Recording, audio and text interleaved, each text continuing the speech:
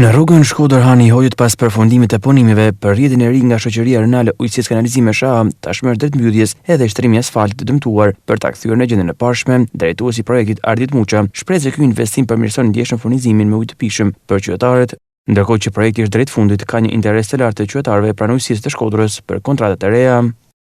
Objektivi kryesor i këtij projektit është përmirësimi i furnizimit me ujë të gjithë qytetit, duke zëvendësuar linjat e vjetra që dalin nga stacioni i pompave, me linjë të transmetimit me një kapacitet 2 herë më të madh, që do ketë efektin e vet do njihet për gjithë qytetarët. Ishte e nevojshme në gjithë zonën të ndërtohej rrjet i ri shpërndarës, punimet e cilat tashmë po i afrohen fundit. Ka filluar faza e interesimit për pikat e lidhjes, hapjen e kontratave, shtimin e numrit kontratave apo zhvendosjen e kontratave ekzistuese. Lajmëroj të gjithë që të interesohen te pikat përkatëse të ujësjasit dhe sistemi i ri shpërndarjes të vetë në funksion sa më shpejt. Do mbyllen asfaltet dhe betonet e trotuaret, të cilat janë prej nga punimet tona. Shpresoj të kena gjetur mirëkuptimin e qytetarëve, ashtu siç e kena pallën në terren për ditë gjatë punimeve. Jemi në fazën e parë të aplikimit të stresave të asfaltike konkretisht në rrugën nacionale Shkodër-Hani Hojët. Shtrirja tubave të transmetimit linjës kryesore kërkon procedurën e vet, duhen përmbush sipas standardeve dhe specifikimeve teknike të projektit. Fatmirësisht sot mas gjitha